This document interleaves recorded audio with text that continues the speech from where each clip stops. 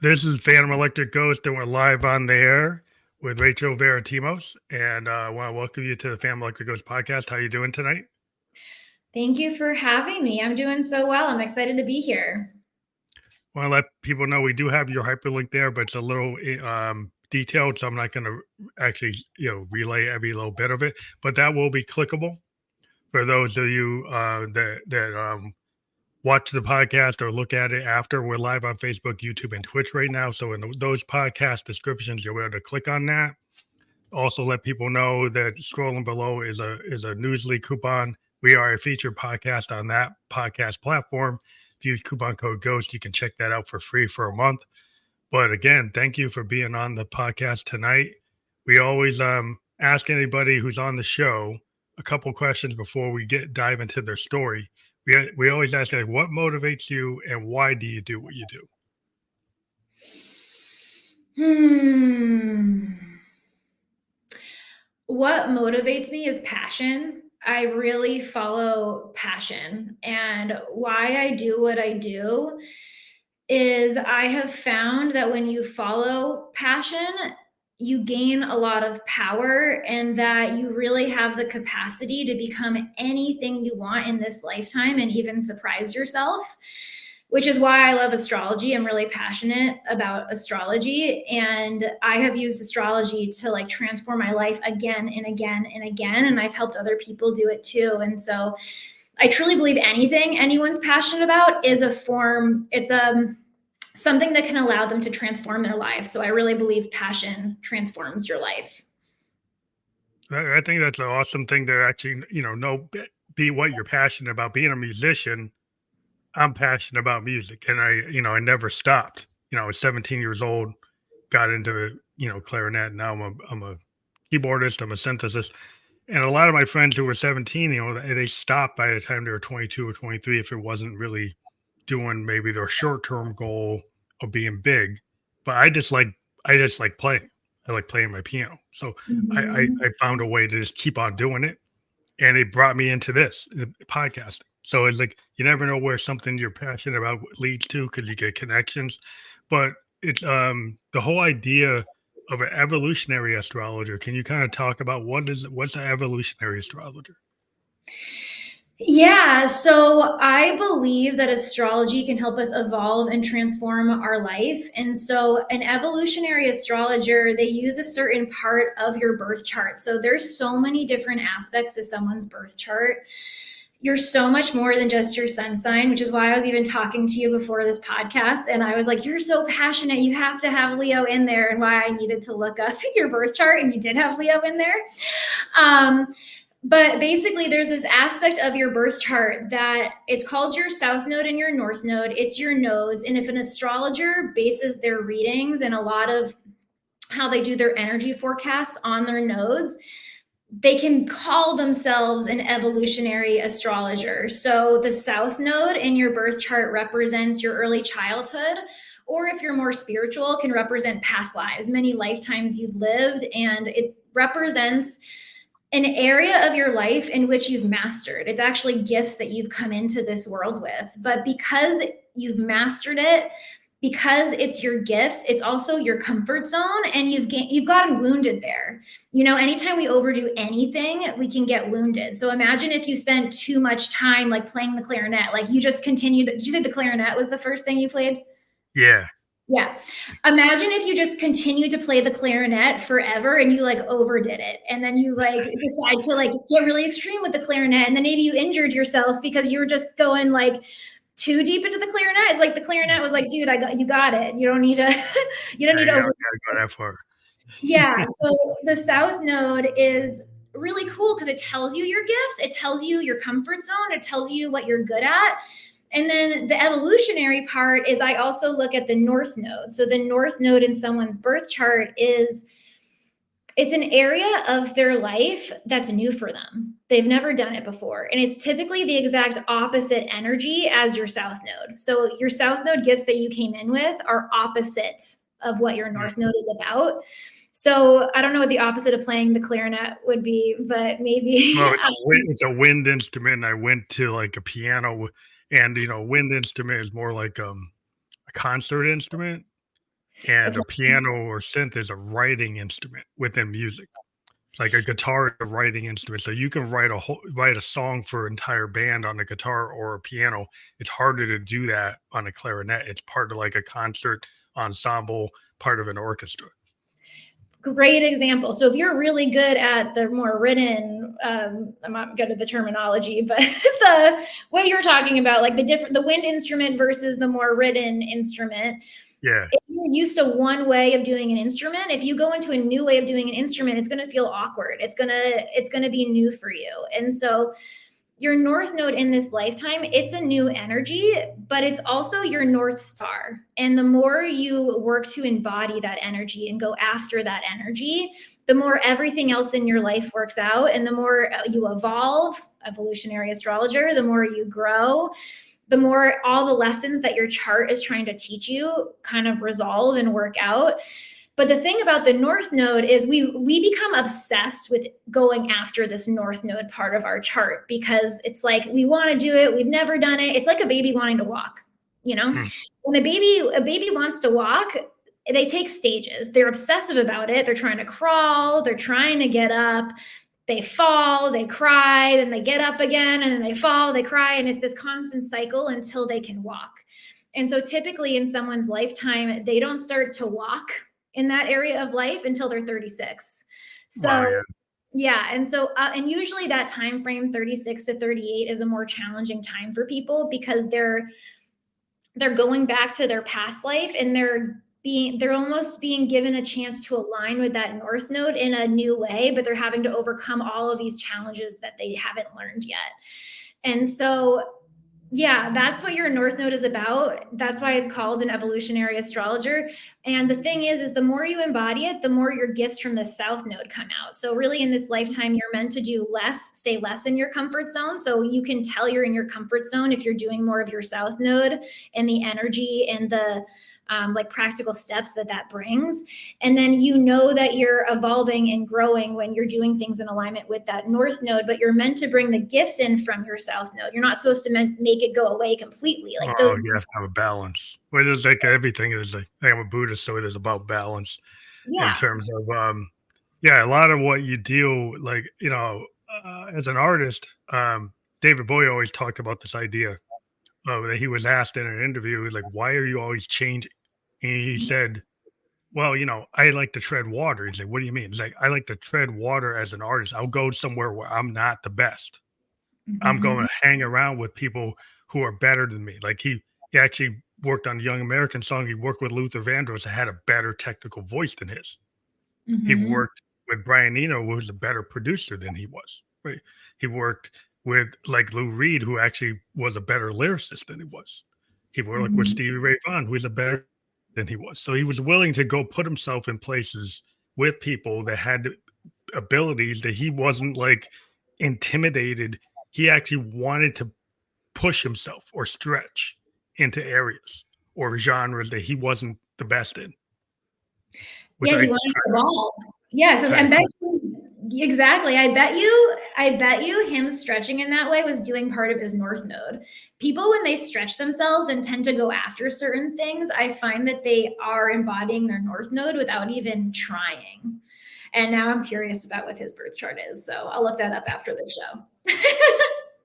I was always really impressed with the willingness to not just play it safe. Because a lot of people would like once they do something, they'll phone it in. Like I could just stay in this style and everybody likes it. And another Mhm. artist that was like that was Prince. Like he Purple Rain, he's like 8 million records. Then immediately after that, he did Around the World in a Day, the psychedelic like Sergeant Pepper record. He only sold like 2 million. And people thought he failed. And he's like, I didn't want to do Purple Rain 2. And he was like that in his career. He would go like change his persona, kind of like Bowie. He would change like from the kid to this other character to this other character. He'd have totally different outfits, different vibes, different sounds, different everything. And you were like, well, why are you doing that? Well, because it's not fun. Like Zappa said it. Frank Zappa says, I technically could play a solo the same every night. I could do it, but it's not fun for me. So Mhm. I'm not gonna do it. Yeah, I love what you're saying, because I really find that passion helps people take risks. in their lifetime. And it's so important to be passionate about what you're doing because it gives you that energy to take those risks, to, keep working with those people who are above you that make you feel not good, or to like switch up what you're doing all the time. Yeah, totally. The thing about vulnerability, like I talk to a lot of creative people, from like authors, poets, songwriters, actors, film director. The biggest thing about trying to be authentic is willingness to be vulnerable, Mm-hmm. willingness to actually make mistakes, and Mm-hmm. actually, look at it and say, hey, no, that's not a mistake. It's an opportunity, right? That it's what we in music we call things like happy accidents, because it's not that we actually made a mistake. It actually, like, hey, that chord maybe didn't fit, but it made me think of a different way to voice the song, and now I'm gonna do it. And I didn't plan it. It just happened, and like, oh, now I'm gonna go with it. And it's like how you can recover. It's like you, instead of just starting and stopping, that you can actually, be in the moment, kind of in the flow state. And some people can't be in the flow state, but other people, like, we kind of live in the flow state. Yeah, totally. I mean, I feel like all the magic happens in the unknown, right? Like when you surrender, we're actually in a portal right now. That's very much that energy of asking people to jump into the unknown and to surrender, and that's where the magic is. So, totally. It was like the muse. Like, I'm a big fan of the Victorian poets. When I first got into creativity, I was really into William Blake. He was songs of Innocence, Experience, Tiger, Tiger, those type of poems. And the whole idea of the Victorian poets is they had a lot of layers, and they talked in code. Some, because they were in the Victorian era, so sex was little death. Mm-hmm. They would talk about things and code it, and they would have these layers. But they also had the idea of the looking glass self, that you would go into the mirror and look at that other you, and then represent your work in that other you. So it's going to be a challenge. It's like you're going to code things, but you're trying to tell the truth, but you're in the Victorian era, so you're limited how far you could go. But you still tried to tell it. Mm-hmm. Yeah, it makes me think of, in astrology, there is a planet in everyone's birth chart, including your birth chart, called Pluto. And Pluto is the planet of death and rebirth. It's the planet where like your whole life can come crashing down when Pluto's hitting your chart. Like, it's the planet of death. Mm, Like mm, people could die, things can get taken away from you. And the thing about Pluto is when Pluto's impacting your chart, it makes you face your biggest fears. It makes you face your shadows, all the stuff that you hide because you think it's bad. And so you stuff it down and you're like, no one look at it. And what Pluto does is it's this part of people's chart where they are more in control. They don't want to let go of control. And mm. through control, they don't have the power of Pluto. Pluto actually is about two sides of the same coin. It's about how one side is control and the other side is power.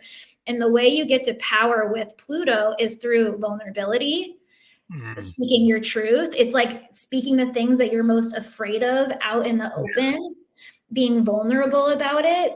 Um, Facing your biggest fears. And it can feel like death because Pluto is the yeah, planet of death and rebirth. It can feel like death to face those biggest fears. But the thing is when you face that death, when you face that shadow, when you face that thing that you stuff so deep down and you let it out, that's when it transmutes into your greatest power. That's when you let go of the control of life. And now you're more in response to life. And it's almost like once you overcome that Pluto control, that triggers you. It's also like your triggers. Like Pluto is when people get triggered, that's their Pluto acting up in their chart, oh wow, you know? So, yeah, but Pluto's trying to teach us a lesson. It's trying to teach you, that trigger is trying to have you go through that experience so that you can actually heal it, stop controlling it, because with a trigger, it's like a hot potato. We're like, oh no, I don't want that. And we you like don't throw want it to in, touch it. or like controlling. We're like, okay, you have to act differently because that didn't make me feel good and blah, blah, blah. But the thing with Pluto is if you decided to breathe through that fear and face that fear and know that you'll live through that fear and you didn't pass off the trigger to someone else, that's actually when you release trauma from your body for good. And why Pluto is one of my favorite planets, even though it's a really dark planet. Well, it Because feels very cathartic. you know. It's so cathartic. Yeah, because you're empowered after. Like nothing can ever trigger you again once you face a Pluto trigger. And to me, that's like so exciting. It's interesting because I talk to a lot of singer-songwriters, I talk to therapists, I talk to psychotherapists, and one thing I've a common thread I've found is, like, that facing that going into that looking glass self, Mm-hmm. facing, the wolf at the door, Mm-hmm. that, like, that your trigger, that a Mm-hmm. lot of times I find it, like, therapists will get people into therapy and they'll actually, look at that.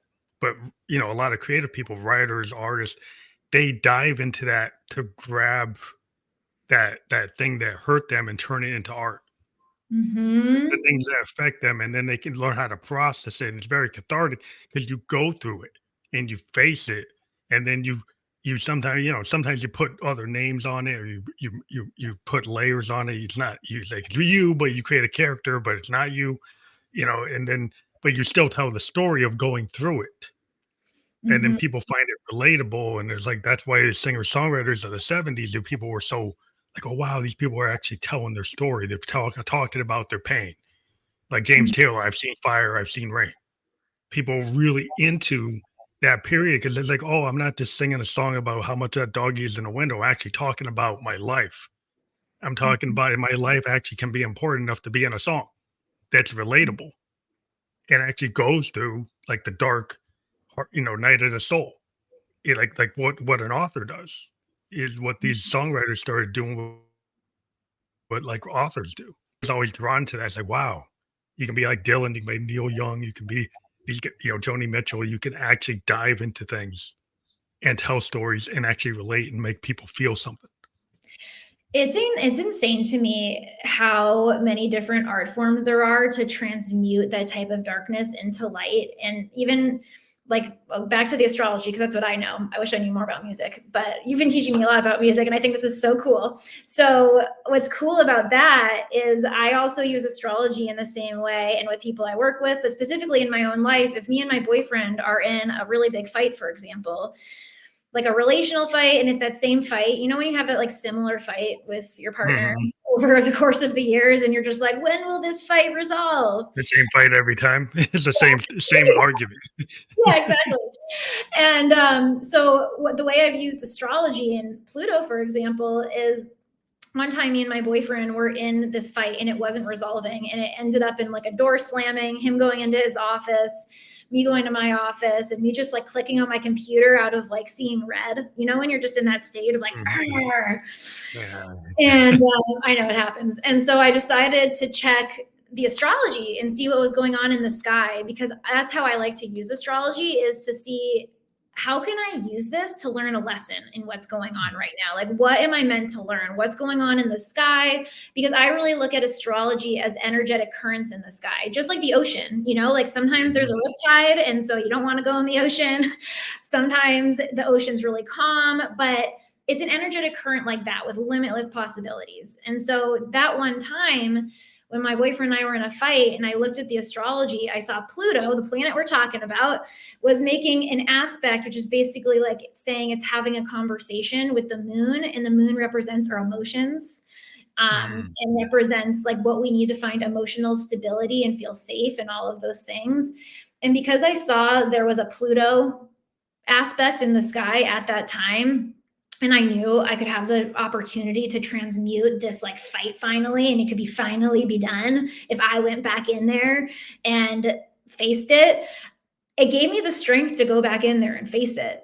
So I went back in there and I said, "You just tell me your side." And I was quiet and I breathed. And then, literally 10 minutes in, it started with, like, "You're wrong." Like, obviously, it was him projecting onto me. And then it turned into the deepest cry I've ever seen my boyfriend have around his father, who passed away when he was 23. And turns out this whole fight we've repeated had nothing to do with me. It was just a manifestation of his dad dying. And Mm. it He was was the triggered by something. yeah, Triggered by a yeah. word that brought him to that moment. Yeah, yeah. And so that was such a deep release for him, one of the deepest releases he's had around his dad. And it was a deep release for our relationship. We've never had that fight again. And it's only because I knew to go back in there because of an energetic potential in the skies, probably similar to a musician who's like, I'm Yeah, it's like feeling good now. vibes. What can I Well, it's the transform? vibe. Like what we feel is like I think a lot of people, there's like I don't know, there's frequencies in the universe, right? Mm-hmm. And when you walk in a room, right, and you have that bad vibe, and you haven't, it's nonverbal. You pick up there's a bad vibe coming from this person, or coming from the Mm-hmm. room, or coming from like the scene. And Mm-hmm. you like, why is that? Because like we are able to pick up frequencies. And as a musician, like we call it the muse, or an artist. It's like we can channel things. It goes in. It's both ways. It's a two-way communication. And so when you realize that you're connected to the world and the universe, you can pick up on like dissonance, which is like noise or disruption, which will cause an argument, or you Mm-hmm. could get into harmony. Well, harmony Mm-hmm. you got to work at. Right? Everybody's got to get into the same key. So musically, like if you're in a band and your people are out of tune, well, it's going to be dissonant. It'll be almost like an argument. But once Mm-hmm. everybody starts being like in the right zone, they get the universal key. They're like right at the right frequency. Then everything just works. And sometimes you have to work at getting to that harmony, which is like what you just did. What the listening is the way you got to the harmony. You like listen to each other, then you got onto the same frequency, then you're in the same path. You're on that universal note. Totally, totally. It reminds me, I took a group genius course one time, which is basically a course on how you run groups of people in order to bring them into higher consciousness as a group together. And the first stage was for them to connect. And then the second stage was for them to go into chaos and like allow people to go into chaos. And apparently, chaos is the key to getting to higher consciousness. And so you Yeah. connect and then you allow people to be vulnerable, share their truth. Obviously, chaos ensues because everyone comes from their own truth. But then what happens is the more people listen and allow the chaos to happen, eventually the group starts seeing and like coming to common ground Common over. thread. Yeah. Yeah. And Common. No, then, it's like the whole thing of like you see a band tuning up and it sounds like, oh, what's all that noise? Right? yeah. It's all dissonant, and then eventually they all key in, and Yeah. it's like and even in a song, like there's parts of songs that require noise, dissonance, distortion, and then there's crescendos. There's things that build up, things that Mhm. build down, quiet moments, loud moments, like attacks, but it's all kind of like a storm. Sometimes there's like the calm before the storm. Sometimes there's a storm in the middle of it, right?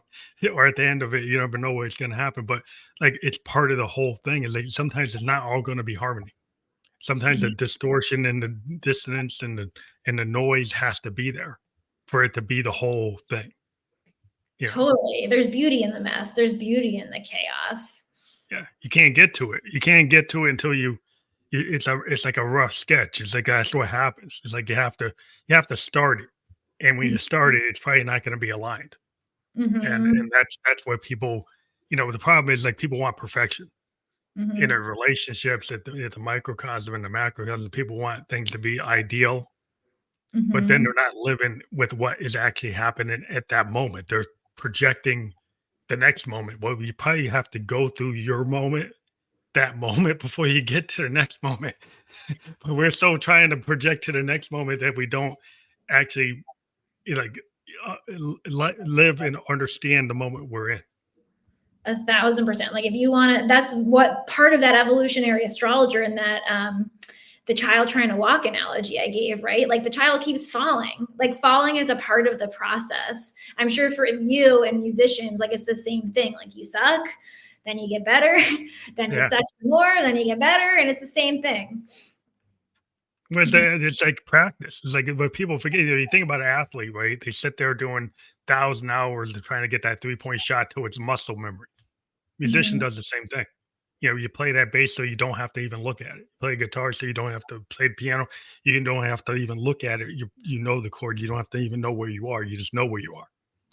Well, the thing is with human behavior, like if you don't practice how to deal with your triggers, Mhm. you're never gonna learn. It's like the same level effort that you've got to learn how to kind of assess or at least know maybe how to process it by going to somebody that knows like astrology and be able to read what's going on in the world that's in the universe that's affecting you and not being having blinders. 1,000%. Yeah, what you even just said is one of the reasons I love astrology so much, because if my boyfriend and I were in that fight and I didn't know to look at the astrology, it likely would have continued. I likely Mhm. wouldn't have gone back in there. I wouldn't have taken that opportunity. And that is what I like use astrology as most. I call astrology as a hand to hold as you walk through the unknown, because life is a bunch of unknowns. And even to the perfectionism thing that you just talked about, is everyone wants to get it perfect. So if someone steps into the unknown and if it's not perfect right away, they can get scared and be like, oh no, okay, I'm leaving. And then they Yeah. never actually get to live the fullness of their life, you know? Well, the whole idea, like, I want to understand what we were talking about evolutionary astrology, and then there's Mhm. this idea of like astrological transits, which we've Mhm. probably been referring to in some ways, but maybe dive into what is actually an astrological transit and what happens when you're going through those. Yeah. So everyone's going through astrological transits pretty much every single day, and it's why we're constantly shifting and how we feel and things that happen in our life. But basically the difference between your birth chart and an astrological transit is the planets are always moving in the sky. They're moving around into different combinations and configurations, and they're creating different tensions with each other. And it's almost like it takes different archetypes. So I look at each planet in the sky as a different archetype. It's a different player. It does different actions in your life. So we just talked about Pluto. Pluto's one of the planets. Pluto comes and F shit up. Like, sorry if I can't swear on here. No, you can, you We're good. can. Okay. Pluto comes in and F shit up. And that's what Pluto does. But Pluto does that so you can come into power. Whereas the moon, which I talked about too, the moon is like, this is how you're going to feel today. And then different aspects, different transits from different planets that are interacting with the moon will make the feeling show up differently in your body. Then we have planets like Neptune. Neptune is a very psychic planet. It's a planet that holds all possibilities and all timelines. And it's also a planet that can be associated with feeling delusional. And so, certain aspects to Neptune in someone's birth chart or in the sky can make us, like, let's say Neptune, Venus, let me back up a little bit. Venus is a planet of relationships. That's the player that it plays in the sky. It's like relationships. It wants harmony in relationships. It wants to create beauty. It wants to receive money. It wants to receive material things. And it represents just the other people in our life. If there's a transit going on in Neptune, the planet that's very psychic, that has no boundaries, that lives in all possibilities, if there's a harsh angle made between the planet of relationships and Neptune, we can be projecting onto people things that aren't really true. We can be Mhm. not seeing people clearly. People could not be seeing us clearly because Neptune sees all possibilities, and it can be a little delusional and very dreamy.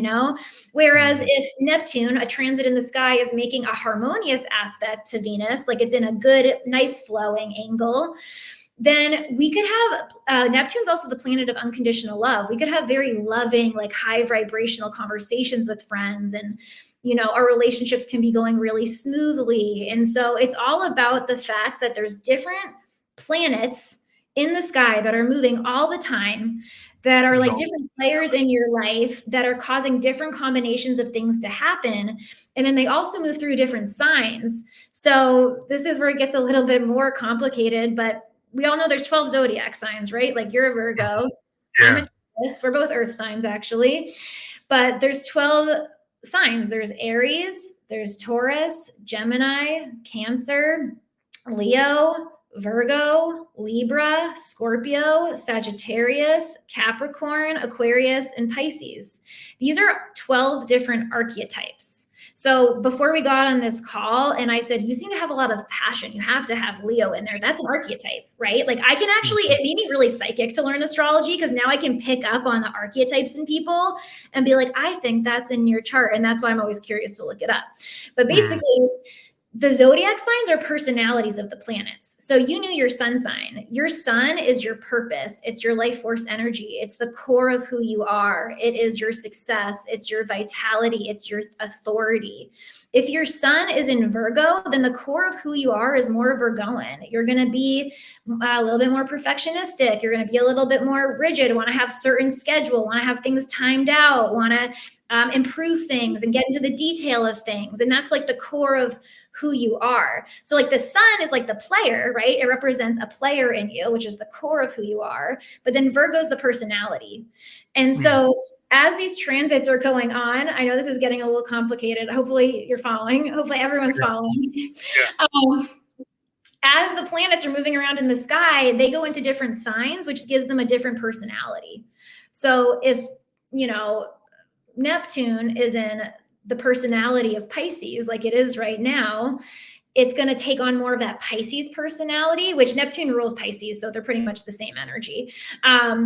But let's say Venus is in Scorpio, because Venus is most associated with the signs Taurus and Libra. But if Venus was in Scorpio, then the relationships are going to take on the relationship things that happen in your life are going to take on more of that scorpionic energy, which is more intense, and it's more like facing fears and going deep with someone and being obsessive. Maybe you're like obsessing over someone in your life when you have Venus and Scorpio.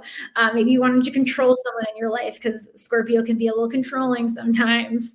But does that make it's like the yeah. I mean, I've always followed my horoscope and looked at like compatibility of the primary signs, like like my sign's Virgo, and like, well, who am I compatible with based on what it says, and I never dived as deep as you go. But I would follow like multiple horoscopes and be looking, read it every day. I read mine like every night into the next day for the week. So I mean, I'm somebody that actually follows it to a certain degree, not as deep as you do, but more than maybe somebody that doesn't do it at all. So I'm totally like, I was like, wow, there's more to it that I probably should dive into. But yeah, it makes a lot of sense to me because I've always been following since I was like, I don't know, 13 years old. I've been following my horoscope. So it's not something I just started. I've been doing it like most of my life. I'm like 57. So I'm like, I do get what you're saying. It's a complicated thing, so I always have to just keep checking in because I know it took me a long time to get this. So kudos to you. You're in like a master's degree, PhD level version of it. I'm like, associate degree. The fact, like, you knowing as much as you know and then following the horoscopes is cool to me. Has it helped your life to follow the horoscopes? Yeah, I've made, I'm balanced in terms of like, I look at it and I read what's going on in my life and I interpret it. And I have seen like things that it's predicted. I've seen things that keep me like kind of aware in the back of my head because, I have my bachelor's degree and like, I'm a musician, but also like, I'm kind of multifaceted. My day job, I'm a software designer. So I'm like left, right brain. And in my art, I have this art career where I'm into music and I'm into podcast thing, arts. I try to balance like logic and passion, like, the arts and mathematics, so it's kind of like I've always tried to have this kind of balance of like left and right brain and spiritual and logical because I'm in like a logical zone, but I'm also like in music in a spiritual zone. So we kind of trying to figure the balance and harmony of like both of them because I think you can use everything. And so it's like really intuitive because you do that. Do you feel like you're intuitive or psychic because you do that? I do pick up on things. I don't know if I'm exactly psychic, but I do kind of pick up on things to a certain degree. I'm aware of it and I can feel things. I've had deja vu and things like, whoa, I feel like I can kind of, and I have the vibe. I can kind of pick up vibes of what's going on. like, but I'm part Native American, like Blackfoot Cherokee. So it's, some of it might be part of that. And I'm aware of it. I'm aware of my great grandmother being a full blood Blackfoot Indian. So there's certain things I think that come from that, being Mhm. aware to like pull into it, where Mhm. you can pull into that idea, like, yeah, you can feel spirit animals, you can feel the universe, you can feel Gaia, that you can, walk in the woods and you feel it. It's different. Mhm. You talk to, feel animals come up to you and stuff, different Mhm. things, and like read it. And it's like, oh, this animal come up to me, it means this. If this animal comes up, this insect comes to me, it means that. So I'm kind of into that kind of mindset. Yeah. I love that. It makes life more magical. Yeah. There's nothing wrong with having a little magic in life. No, like that's to me, that's the point of life. Have fun, make it magical. That's why I like astrology, is because I can make everything make sense and magical. Anything happens in any given day, I'm like, oh well, this is what the Yeah. star says, and it makes my day magical. Well, it helps you kind of like understand, like a lot of people think, the world's like this way, and they kind of get limiting beliefs. Where like Mhm. if you've got this kind of like mindset, like you've got a growth mindset, and you understand that in a growth mindset, well, sometimes you might have a day that's not the day that you wanted, right? But it doesn't mean that it's all over, right? That everything, just because you had a bad day doesn't mean that you kind of a bad year, bad month. So you look for the light, you look for. I know I'm kind of believer in law of attraction. Yes. You get pulled into positivity and negative. Like you start doing obsessing. If I write a song and I go and do it like 50 takes, it's like, oh, maybe I should stop that. Could maybe I should only do like four. So you get to have some self awareness. It's like, oh, like maybe I'm going down that perfection track, and like stop. You know, I don't want to do that. Mhm. Totally, totally. And I love everything you just said, because I actually believe that some people can use astrology in a disempowering way. And it's like, oh, well, the horoscope said that everything's going to be horrible today. And then they'll like try to brace for it and control it and be like, well, I'm going to make it so it's not horrible. And, or they'll be like freaking out and obsessing over it. And I'm really big in law of attraction, that you create your own reality, that yes, these energetic currents are happening in the sky, but if there's a harsh transit going on, there's nothing to be afraid of. Like you get to learn a lesson out of it. It's a period of growth for you. It's It's an actually opportunity. Like sometimes like you might like lose an opportunity. You might have an assignment that ends earlier than you wanted. But yeah. being a Buddhist is like, like, so then the next thing shows up is like, this thing ended because there's supposed to be something else happening. So instead of obsessing about why this thing ended and, oh, it shouldn't have ended, you look at it like, oh, now I have an opportunity to do this. Right. And I didn't even know I was going to be doing that. And so, like, if you look at like, it's like glass half full thing type of thing. You like if you always think, oh, it's empty, half empty Mhm. versus half full, it's like you got to look at things from that mindset. And even though you have a hard day, the captain that goes can navigate through a storm. Mhm. I'd rather be with that captain on that boat than a guy that never went through a storm. Oh yeah. Well, that's the thing, is that it's like back to what we talked about, the chaos thing. The storms are beautiful. And when you learn to navigate a storm, you get to experience all of life. Like who just wants to experience only sunny days? You wouldn't appreciate them anymore. Yeah. Yeah. I mean, you don't get to the beauty without getting through the imperfections. And Hmm. I told people it's like, a painter, like when there's some layers, that might not be perfect. And when you're layering, like you're playing with oils and pastels and stuff, and you're layering things. It's like we layer sound. We have this kind of idea called sound painting, which is very similar to like a painter putting down layers to build like their canvas. And certain sounds when they mix together, like certain paints mix together, make colors. They make Hmm. colors to sound. And so sometimes it's like you don't really know where you're gonna end up, but it's experimental. And like as a Buddhist, we like, well, you kind of knew the universe knew where you were going. Maybe you didn't know where you were going, but like, so you don't be scared of these things that you can't control. Totally. I actually say I'm excited for the things that I can't control now, because now I know how to learn a lesson and make them into my power. So yes. So, like you were talking about, like with your boyfriend and your relationship, you actually looked at the chart, and maybe you can talk about how people can use astrology to like heal relationship patterns in that vein. From that example, maybe you can give more examples. Totally. Oh my God. I have like so many stories of how relationships or how astrology can heal relationship patterns, how it can help you like fast track certain things in your life if you feel stuck. So, another relational pattern that I've transmuted using astrology, my boyfriend is a Virgo moon, Virgo rising. He's got a lot of Virgo energy like you, but he's an Aries sun.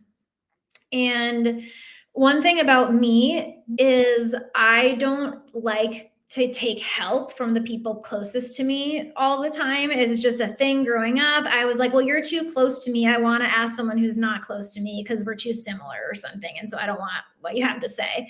And when I learned about Virgo moons and Virgo risings and how they need to be needed, like literally the Virgo moon sign needs to be needed. It's what gives them emotional fulfillment. It's what makes them feel emotionally stable and secure and all of those things. And so knowing that, I would purposefully ask my boyfriend for help. And I remember the first time I purposefully asked him for help, he jumped up and down like a little kid on Christmas. And he was like, oh my God, you want my help? Yes, yes, yes, yes. And God, like just seeing him light up alone was so amazing. But also, I mean, I help so many of my clients with relational things. I'll use one of my clients as an example. So one of my clients was in a relationship and her south node, remember we talked about the south node, it's your past life, your comfort zones. Her south node was in Leo. And what she learned in her upbringing was that love was validation. Love was affirming her. She was really used to getting affirmed. She was really used to getting validated. She was really used to being the center of her family's life, basically. And so what happened from her over embodying that is a little wound where she felt that if she was in a relationship, that meant that that person needed to validate her and be happy if they had her, because that means that, I mean, she basically said, well, if they're with me, they should be happy because that's how she learned growing up was the case for her.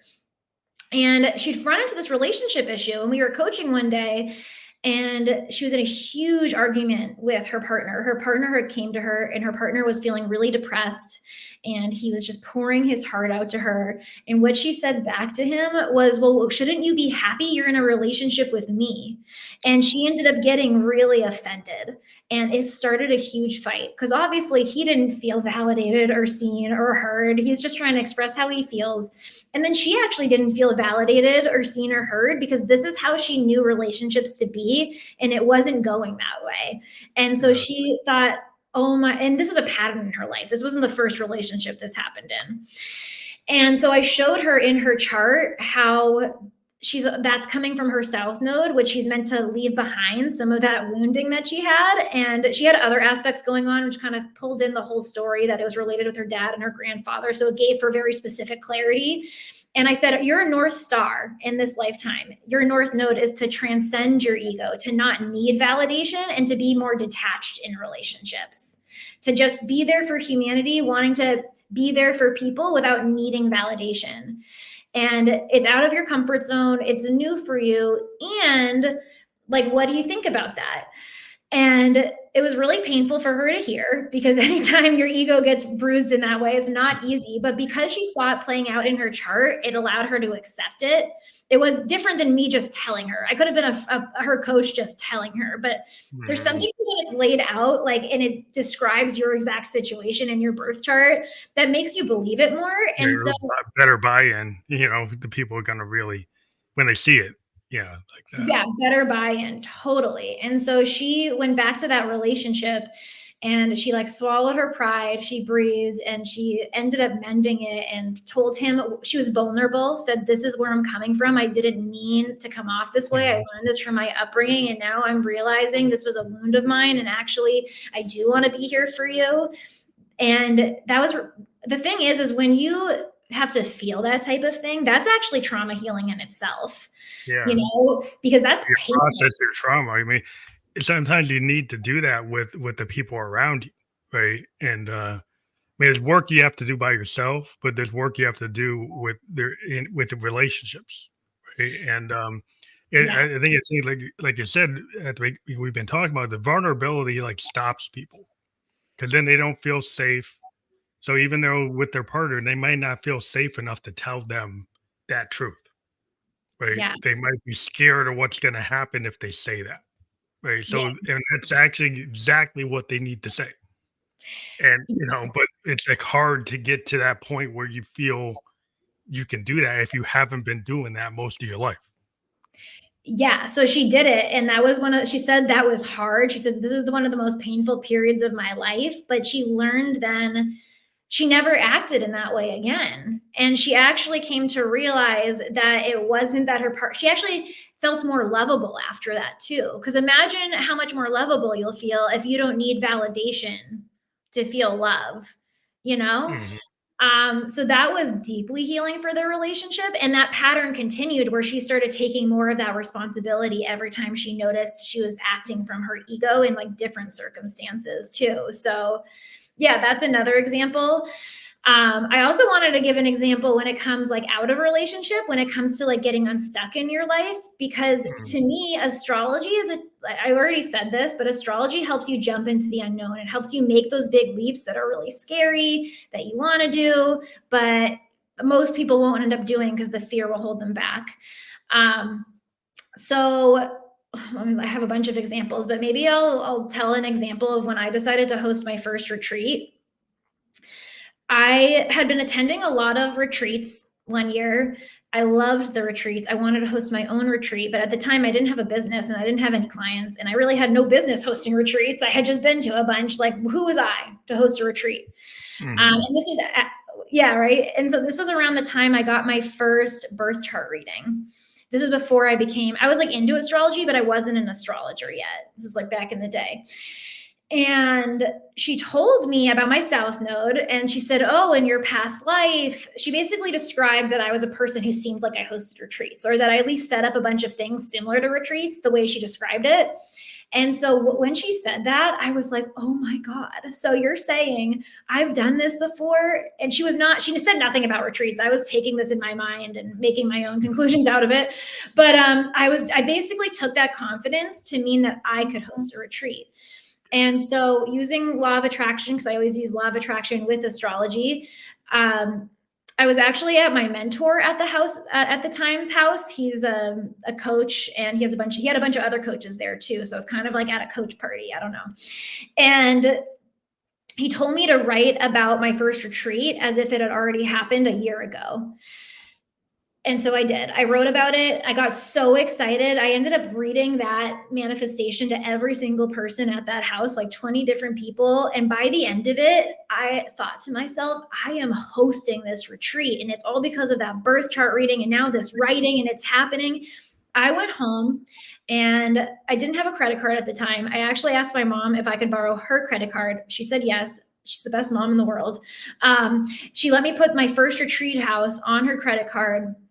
And I ended up selling that retreat with 14 people in a month. The whole thing planned, sold out. Why would I don't that I would have never guessed that would have happened. I would have never had the courage to do that. But that astrology reading helped me take that leap. And then the retreat went amazing. I ended up hosting 6 retreats in 2 years. Everyone was better and better. Everyone, I used the astrology from there on out to make it amazing. And that's what I mean by astrology can give you the courage to take that leap into the unknown. But the thing mhm. is, it's still you. Like, you're still empowered. Like, you still get to use your mindset to trust the astrology to take that leap and to co-create with it. It gives you that permission structure for your life to make the next move. Because a lot of times, with creative people, people might not realize, like, a lot of times we have a lot of work and it will just sit on the shelf because a lot of times we have this, imposter syndrome with a lot of artists. It's like I'll see like painters have tons of work and hardly any of it's in the gallery because they don't think it's good enough. Musicians have tons of songs and they don't think any of them are good enough. And like the ones they won't put out are like the best ones. And it's like they don't give themselves the permission structure because they're like too close to it and they're Mhm. too tied to their limitations.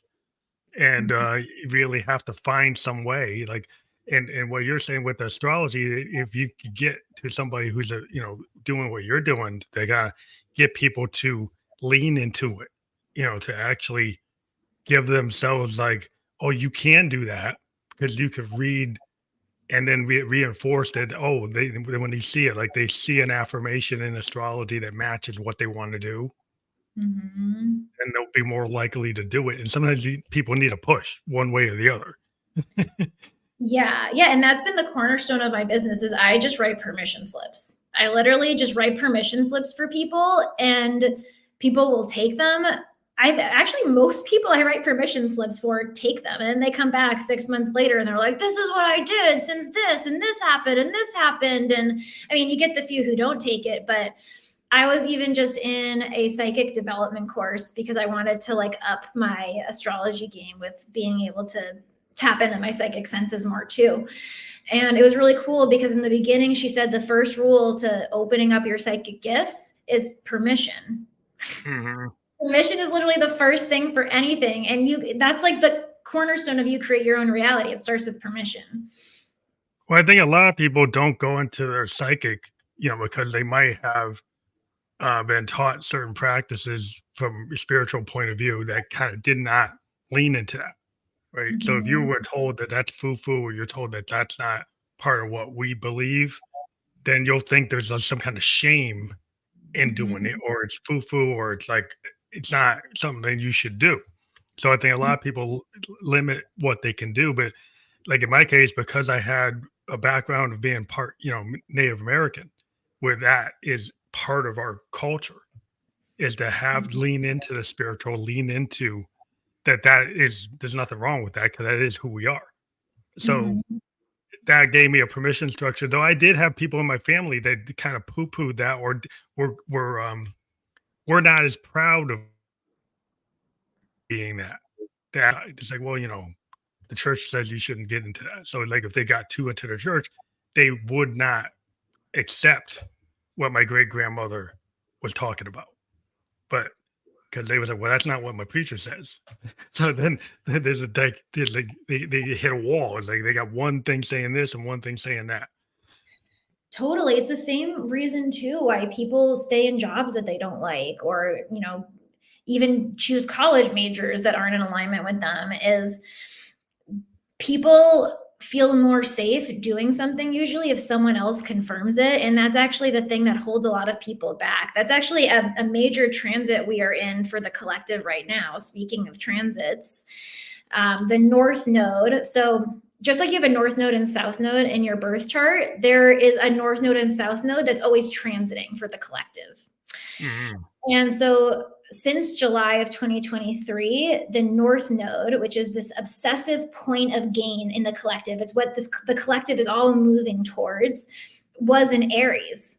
And so what does that mean? We've all been moving towards embodying our new identity, a new sense of self, paving our own path, being bold. It's kind of this pioneering energy.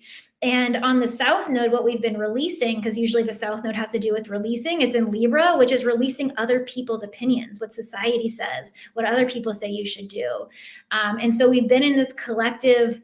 I think a lot of people are going through like identity crises because of the North Node in Aries, where they've always done work a certain way and now it's not working for them anymore. And they're Yeah, releasing what they learned from other people and they're really moving towards what do I want? Like, what path do I want to pave?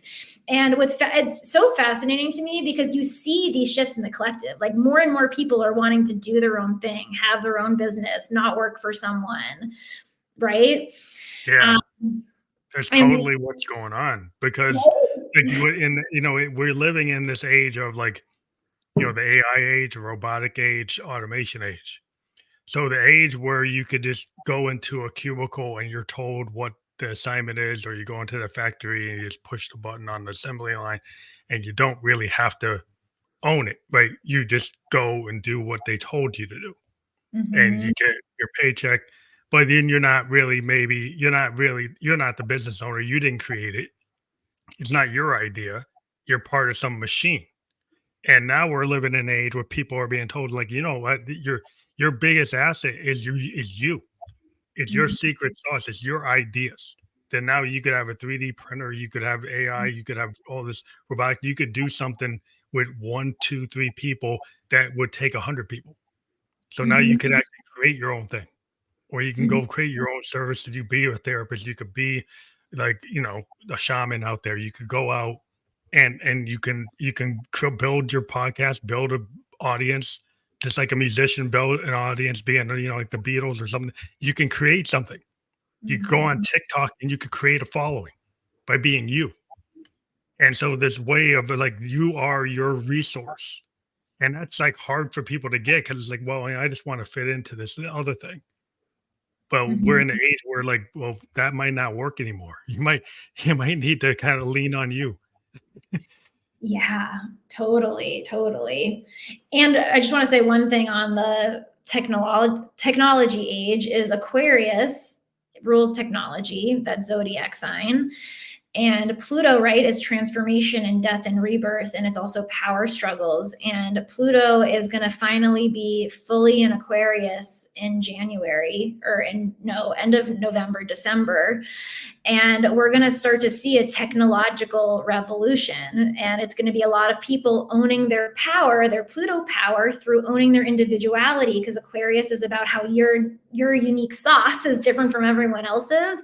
And then I Mm. think over the next 20 years that Pluto's in Aquarius, we'll see the shadow of it is going to be what you talked about, like the technology taking over jobs and maybe power struggles with technology and AI and all those things. Yeah. Well, it can go too far because some people take it, I'm a technologist and, Mhm. I like to use things like AI as a tool to help me. Mhm. But some people can do it to do this replacement, right? Mhm. Of actual people doing work rather Mhm. than an assistant. And so it depends on how far they go. Like you can take any new thing and go too far. And so what happens is Mhm. people have a tendency, because we're human beings, they take things too far. And so they take things and they do it. And anything we create can be like, the new, atomic energy. You can make a Mhm. bomb or you can make a fusion power plant that could like power the whole world and have hardly any pollution. Or you can make a fusion bomb. You like which way are you gonna go? Exactly. Exactly. And Pluto is about those extremes. Pluto is about going between the extremes until you surrender because when you're in control, you go between the extremes. Why do we go to the extreme? We want to be in control. Then we go to the other extreme because we're still in control. And so it'll be really interesting to see what happens once we go through all that. Yeah, I think people are just gonna have to have their sense of humanity. I think humanity always trumps like machinery Yeah. and technology. You still need a human being to be at the rudder, to be at the wheel. When we Mhm. start to say like, "Oh, we don't," then you have to kind of start to look out. So I Totally. think once people realize like the balance level of what is a human task, what is a robotic task, you know, Mhm. what is human creativity? Is it like just because AI could write the song, do you really want an AI singer songwriter or do you want a human singer songwriter? It's cool that AI could be the singer songwriter, but is that something that really moves you? You know, and Soul. yeah, it's like it's about the soul. I mean, humans are about soul, and then like Mhm. computers now at this point don't have it. They don't Yeah. have that soul. And so I think that's going to be the argument going into your ethicist going into the future is like how far do you go with that? And that's where we're all going to live through it because that's where the age we're in. But but like if people click on your link, I wanted to kind of focus on that. So it's Mhm. like, is that how people actually book with you? So that link is actually to a free challenge I have because I love helping people use astrology and the law of attraction to change their life. And so it teaches them how to activate joy. But if they want to book a reading, I can send you. Is there a way for me to send you my Yeah, reading? go through the private chat and then type in whatever that link is, and I can put that up right now. So if you go on the private chat, you Okay. click on that, and you type in whatever that is, I can push that up too. Okay. So this Perfect. one's for the days the book, the 7 days of joy activation, but you're gonna send me another one. Yeah, this is if you guys just want a freebie and you want to use astrology to start shifting your life now. And then this is to book a reading with me. I got that one. Grabbing that. So a second. Get it out there right now. Here's this one. So this one is a calendly.com/.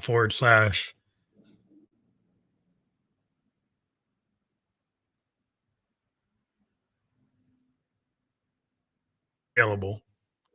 Yes. But both of these will be available. I'll make them available in the podcast description. And so, like, when people click on it, they'll be able to check out either one of them. So I had the first one is this one, and then the one you just gave me is this one here. So that will be available. I want to thank you for being a guest on the Family Like a Ghost podcast. Our hour always goes by quicker than I ever imagined it will. But that's just the beauty of podcasting live, is that we have these like realistic, like authentic conversations. And I do appreciate that you've been a guest on the Family Like the Ghost podcast today. Thank you so much, Phantom. I really enjoyed this conversation and I appreciate you having me on. So I thank you. Well, have a great night and thank you for being on the show. Yes.